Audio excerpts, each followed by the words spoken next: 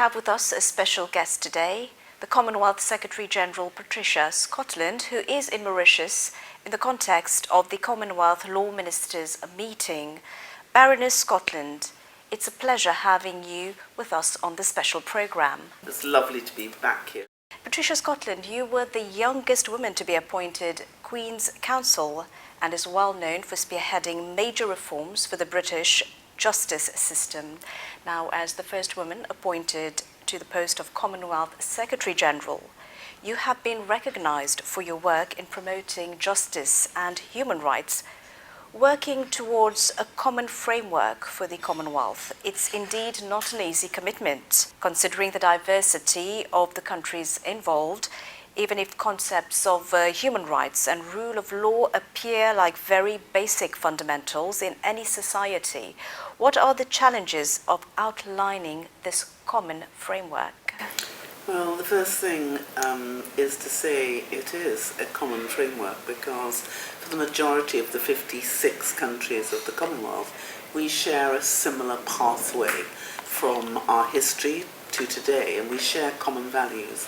So really that was inculcated into our common approach to the Charter, which we signed in 2012, but was signed by Her Majesty the Queen, the late Majesty the Queen, in 2013. So next year will be our 10th anniversary, and it's wonderful to be here in Mauritius for the second time to host the Commonwealth Law Ministers meeting. I think the last time Commonwealth Law Ministers were here were almost 30 years ago in 1993. So it's fantastic to be back and to have once again a common agenda about access to justice. In line with the theme strengthening international cooperation through the rule of law and the protection of human rights, how does the Commonwealth Law Ministers meeting, CLMM, aim at advancing consensus and cooperation amongst its 56 members on legal and justice issues? Well, the most important thing is that we've come together to look at the big challenges that are facing all of us. Our 56 countries, as you know, come from 5 different regions. We have big ones, small ones, rich ones, poorer ones, island states, landlocked states. 25 of our members are island states, and we have 32 small states. So this is an opportunity for us to look at what joins us, and what does join us is how do we make sure that all our citizens, and we have 2.5 billion citizens, have proper access to justice.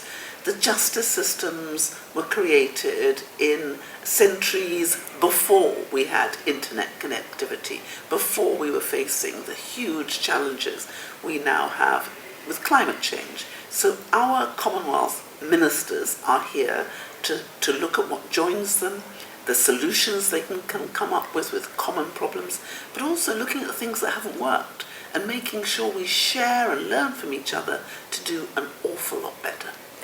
Patricia Scotland, this CLMM will also be an opportunity to make further progress with regards to the Equal Access to Justice Action Plan adopted by Commonwealth Heads of State in Kigali in 2022. Could you give us some details regarding the priorities of this declaration, and how does the Secretariat plan on achieving these commitments? Well, the Access to Justice plan was looking at what innovative and new ways we could make to ensure that our citizens, the individuals, are right at the centre of the access to justice. You know, access to justice is only going to be real if the things that we put in place are actually available to ordinary people. They can touch it, they can taste it, they can see it. And one of the problems we have is when you look at the justice system, particularly the civil justice system, it can be very expensive, it can be very difficult to access, and the big question was how can we make it more accessible to ordinary people? And then for criminal justice, how can we make sure that we can take advantage of the new systems? Look at what happened in COVID. It was very difficult for us to communicate one with each other. So we're looking at digitalization. And this Access to Justice plan looks at where we are now, where we would like to be, and how we can get there.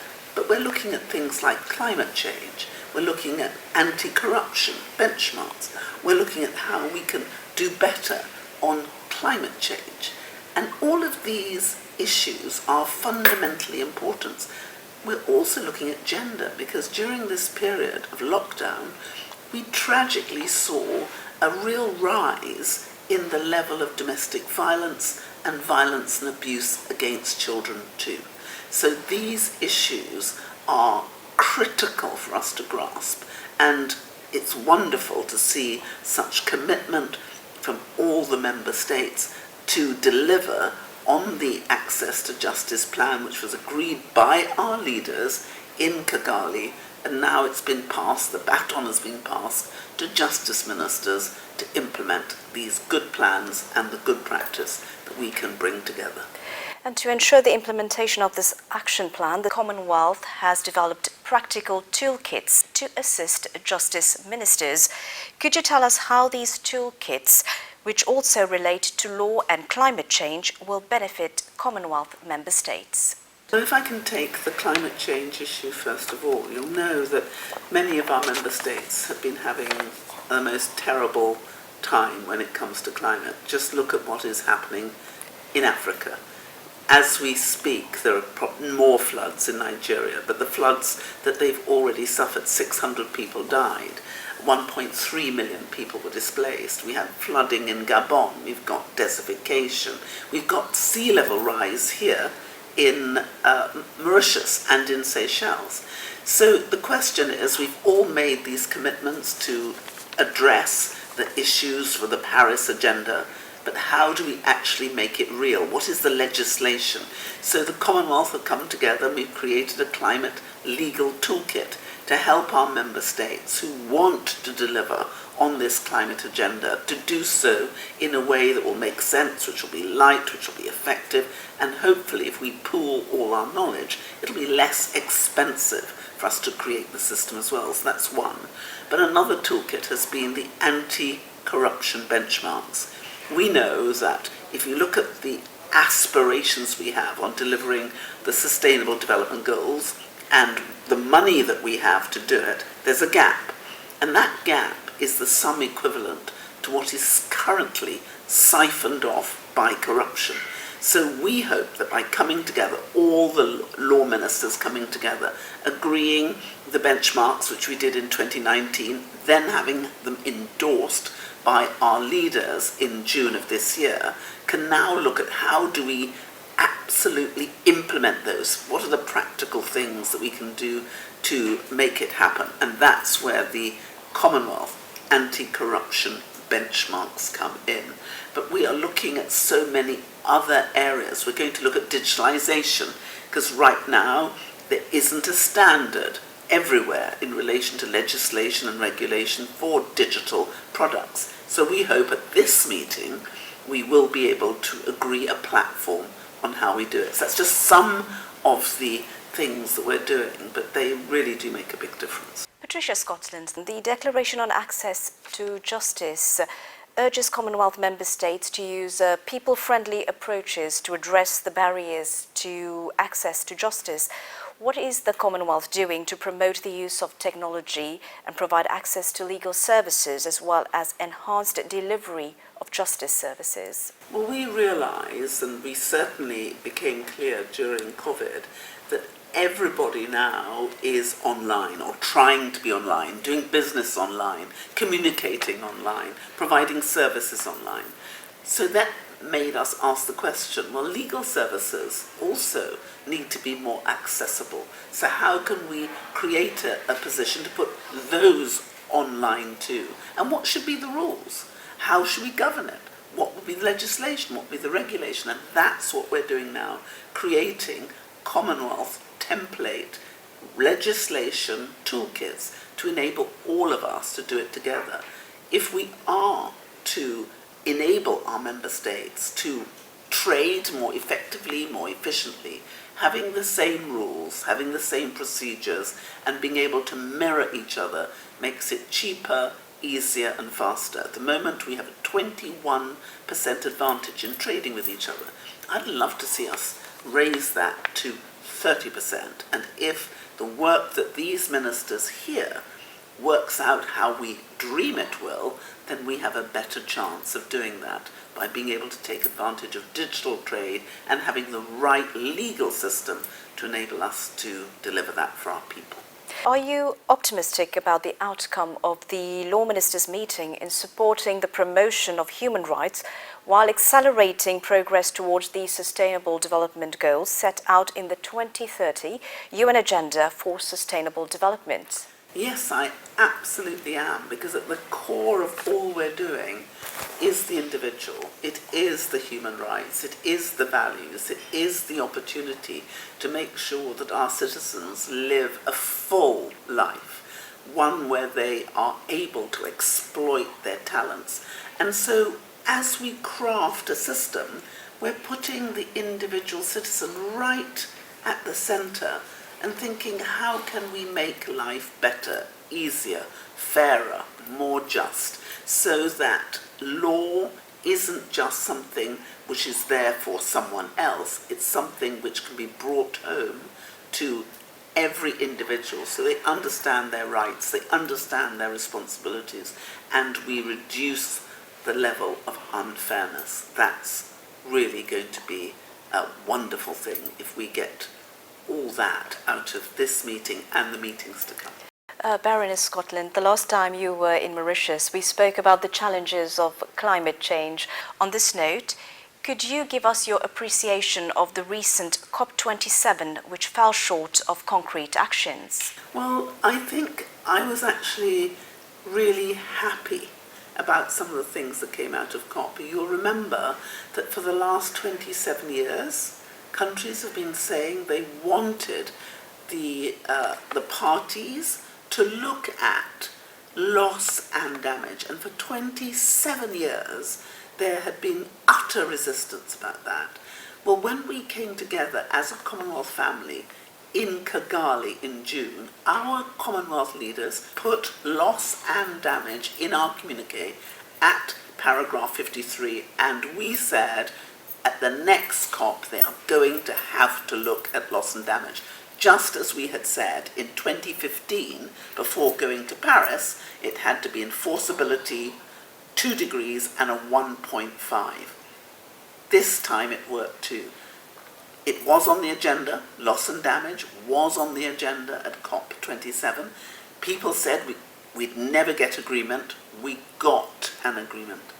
Now, we absolutely have not got everything we need. If you look at the money, we are still hoping to get the $100 billion, which was promised in 2009. That hasn't happened. We know that we need $4 trillion to deliver on the Paris agenda. And that, at the moment, we've only got $630 billion. So we've got a long way to go. But I do think we need to celebrate that loss and damage, because it was a bit like the Holy Grail, particularly for those who thought there would never be a proper recognition that so many of our countries who contributed almost nothing to climate change crisis were paying the price, and nobody was addressing that.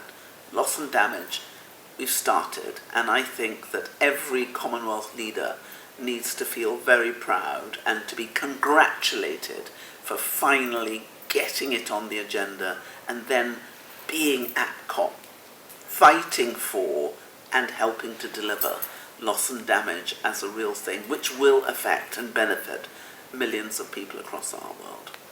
It's been no doubt a significant year for the Commonwealth, with the passing away of the Queen and a new king who is very much attached to environment protection.